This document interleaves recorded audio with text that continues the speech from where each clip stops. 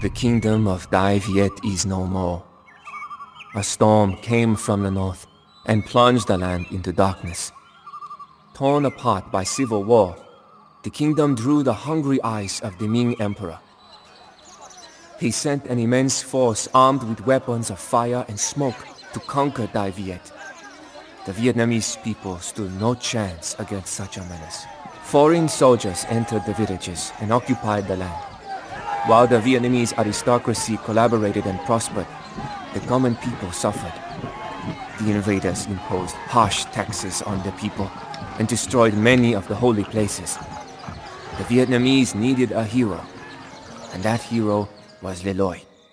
Although the son of a nobleman himself, Le Loi despised the aristocracy who had sided with the enemy.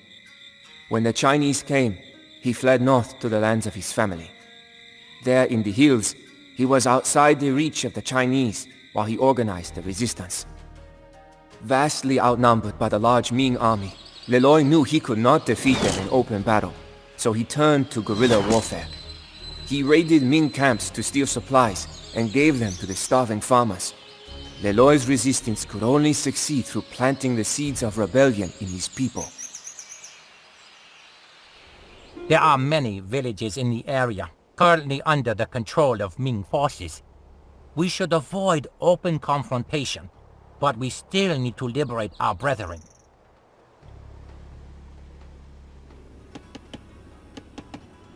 Our family has always cared for the fate of our people. We will help drive away the Ming.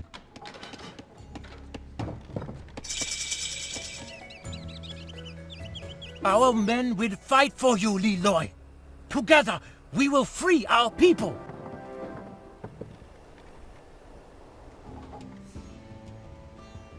We have been robbed of our holy artifact. If you manage to recover it, we will stand by your side forever.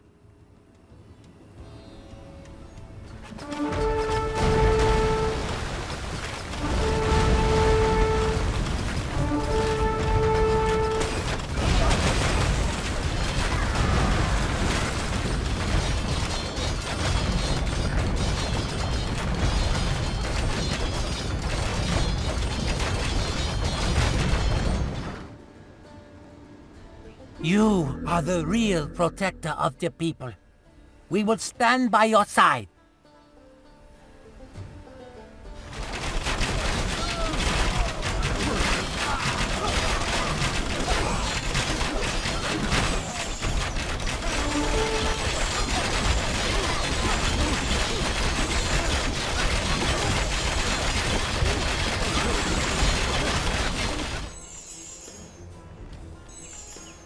All villages in the area have been liberated. This is the first step to winning back our lands. The resistance began slowly and with only minor successes, but Le Loi's reputation grew each day. The people started calling him the peacemaking king and wanted to see him on the throne of the old kingdom. The Ming heard rumors of this rebel king and vowed to crush him before his seeds of rebellion could take root.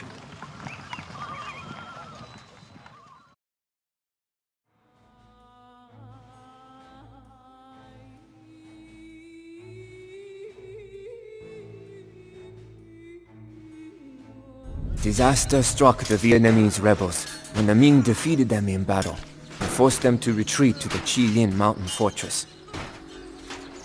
Encircled by a large Chinese army, and with no hope of help from the outside, Le Loi's situation became grim. Supplies would not last long, and the Ming cannons had already begun to batter the old walls of the fortress. The end of Le Loi and his rebellion seemed imminent. Enemy soldiers are attacking the walls!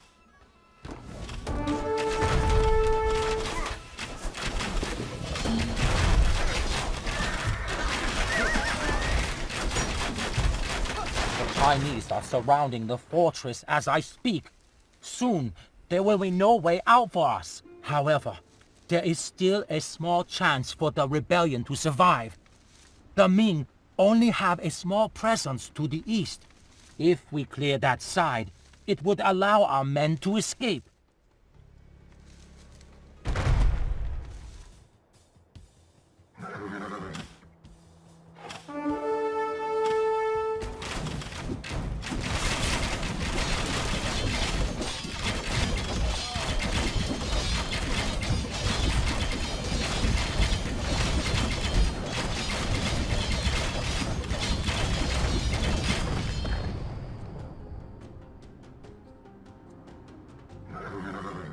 The path east lies open. Soon our soldiers will start leaving the fortress. We must cover their retreat.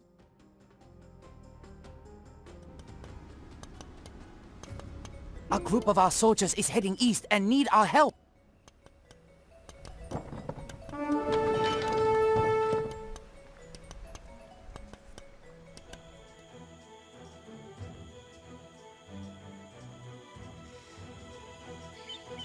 The majority of our soldiers have made it out. Now only Leloy has to make it there. I will hold off the enemy to cover your escape. Good luck, Leloy. Just as defeat seemed inevitable, Leloy's second-in-command, Le Lai, and his men sacrificed their lives to save what was left of the Vietnamese rebellion. They mounted their horses and led a final charge right into the Ming besiegers. In the ensuing confusion, Leloy and the rest of the army escaped through the fortress drainage system. One witness who saw the charge said that he saw the spirits of the Vietnamese ancestors riding along Le Lai and his men as they plunged into the lines of Ming pikes. It was a sad day for Leloy and the Vietnamese. They had lost much, and all that remained of the resistance was smoldering ashes and dead bodies. However, the tale of Chi Linh spread throughout Vietnam and lit the spark of resistance. The Vietnamese people were no longer willing to tolerate the Ming occupation.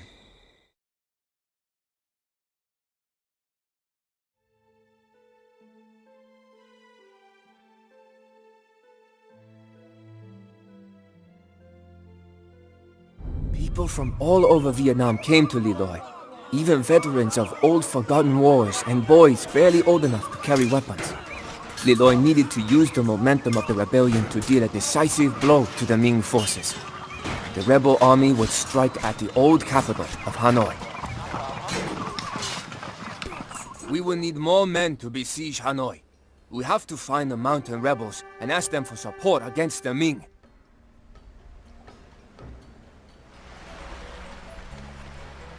Before we can attack Hanoi, we should secure some resources. There is a rice paddy to the west under Ming control. Let us take it back.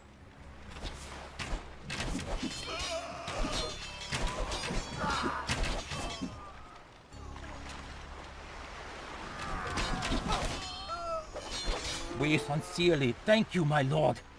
We are now free from Ming oppression. We will supply you with food from now on.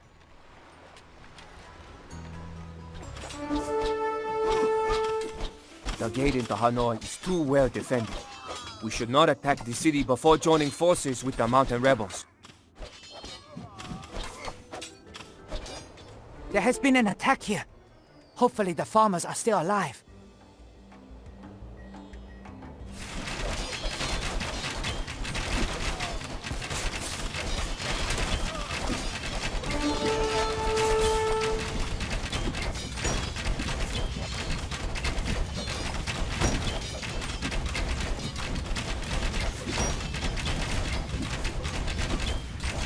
Leloy has come to save us. If you need more help, there are Ming deserters nearby that might join you.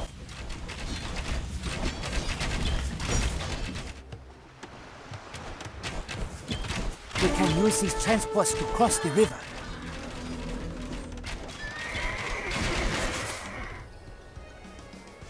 We fight for you, mighty Leloy. If you need a healer, seek out the one called the Turtle Monk. Leloy has come! We will help you, Leloy. Use these buildings as you please.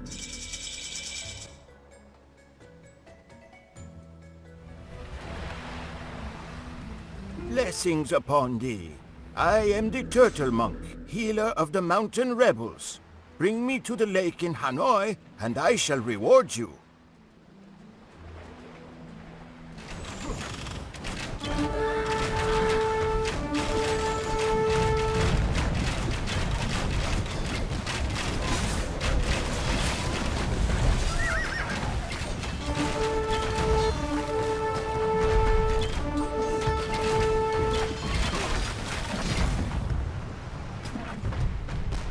Thank you for bringing me here. As a reward, take this gold.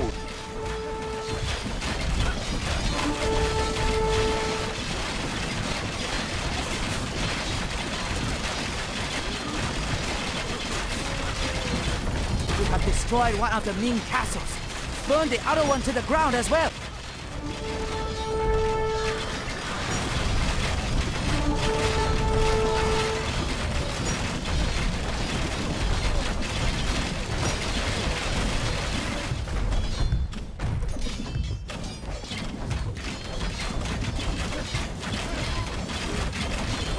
We have retaken Hanoi. Hanoi was captured, and now all of the southern Ming occupation forces were cut off from China. The Chinese emperor was furious with the failure of his generals. Therefore, he sent his most capable general, Wang Tong, to Vietnam. Wang was a veteran of many wars against the nomads of the north and a brilliant tactician. If anyone would be able to challenge Le Loi, it would be him.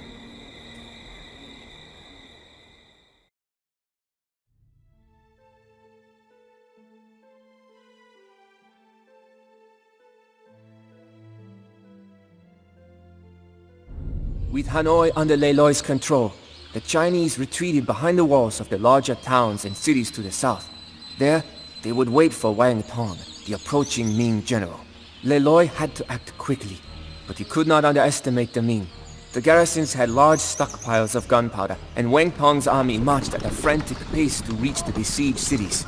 Le Loi had to quickly turn his peasant rabble into a real army that could face the finest Ming soldiers in open battle. There is another Chinese fortress to the south. The Ming store a lot of gunpowder there.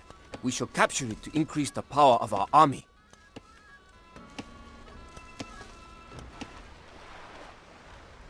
Not far from here is a village that provides the Ming fortress with food. Perhaps it would be wise to take control of it before attacking the southern fortress.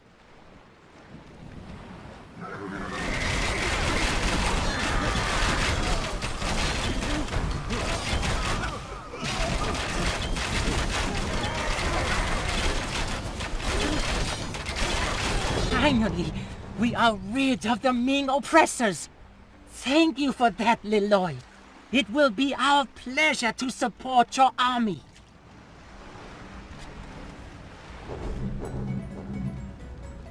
A kingdom that has been destroyed once can never again come into being.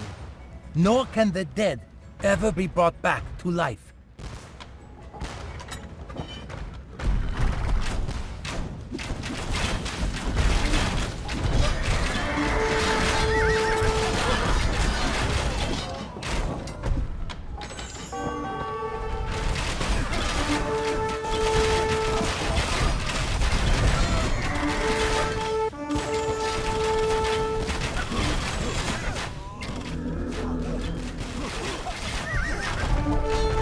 The Ming fortress is in our hands, and we have captured our valuable gunpowder.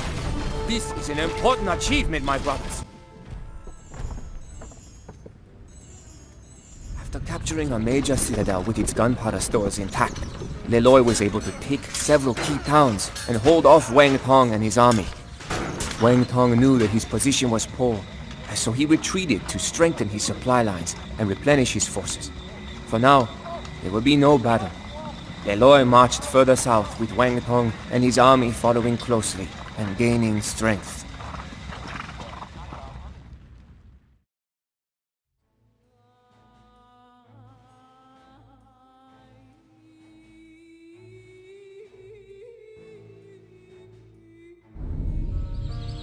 Under Le Loi's leadership, the Vietnamese rebellion turned from a rabble of peasants to a real army.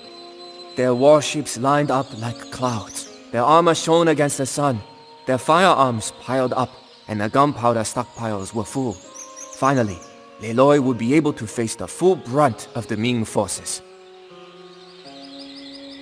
Wang Tong had been close on Le Loi's tail, watching his every move like a stalking tiger, waiting for Le Loi to make a mistake. Le Loi did not have the luxury of time. Every week he waited, more Ming soldiers would arrive.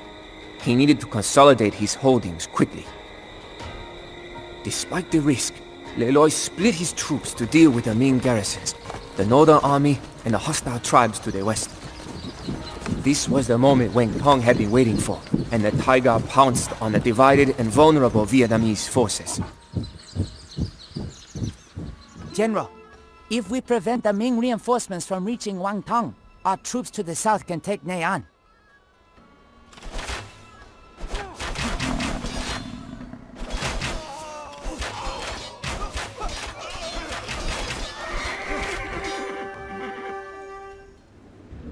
We will ride either to victory or defeat. Either way, we ride with honor. My bolts never miss their mark. The Ming will learn to fear Le Tren's skills on the battlefield.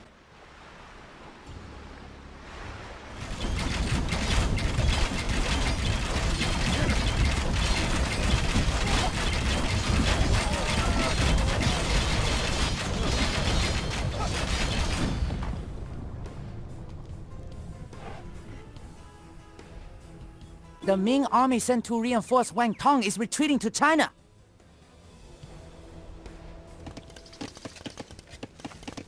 The Ai Lao are hostile to us. We do not have to destroy them. But with them out of the way, our armies can attack the city of Nha An from the west. The enemy has much gunpowder stored in Nha An. Their cannons will prove to be a true challenge for our Rattan archers.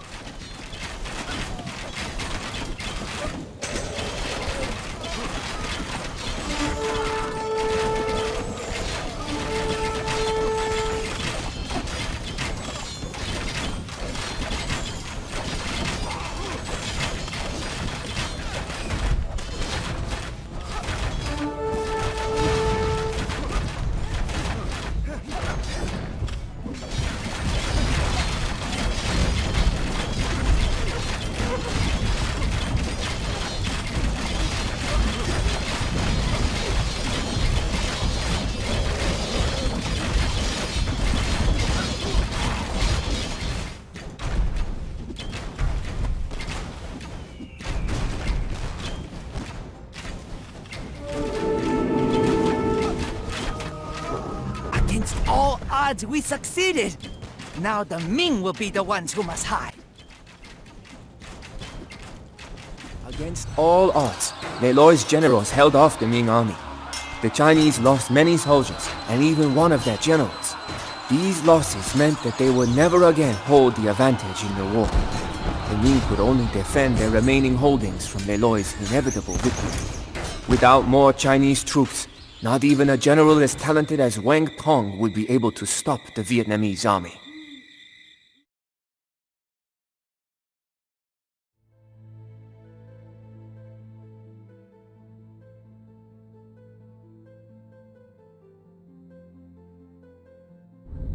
Dong Do was the last fortress in Ming hands. Wang Tong sent for aid, but reinforcements would not be able to reach him easily while Le Loi held the north and the coastlines. Still, Wang Tong's fortress was well fortified and well supplied. If this fortress could hold out long enough, a new Ming army, now marching from China, would break the Vietnamese army and send Le Loi and his men back into the hills. The war was only one battle away from being over, and the fate of Vietnam hung in the balance. The Ming are attacking us! Hold your ground!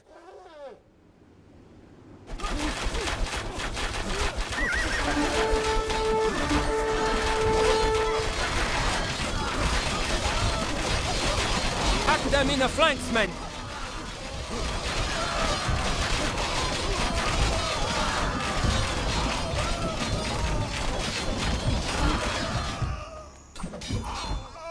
Fight with courage in your hearts, men! The Ming are all but defeated.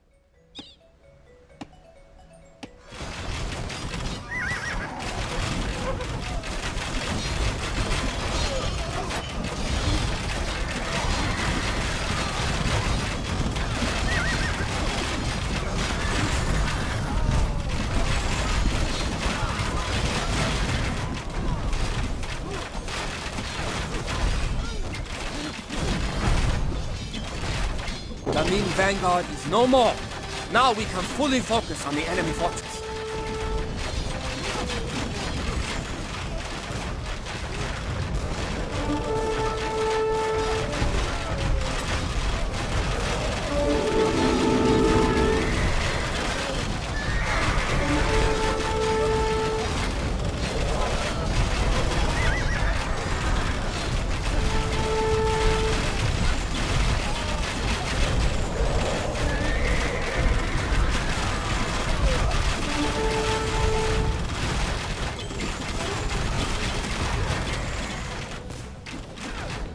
All enemy castles in the fortress have been destroyed.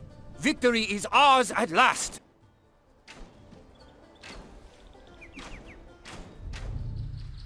The Ming were defeated on the battlefield, and the last fortress fell. Le Loi and Wang Peng met for the first time and agreed to a truce.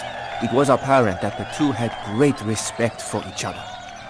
The remaining Ming soldiers, numbering more than 80,000, were now at the mercy of the Vietnamese. Le Loi was lenient, however, and spared their lives. He invited the Ming generals to a lavish banquet and allowed all of the Ming soldiers to return to China unharmed. He even provided ships to transport them and released all prisoners that were taken in the war.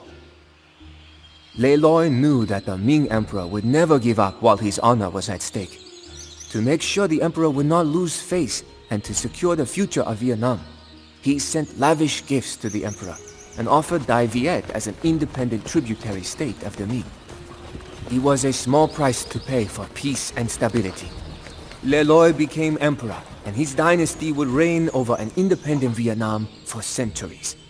Le Loi would forever be known as the hero of the people of Vietnam.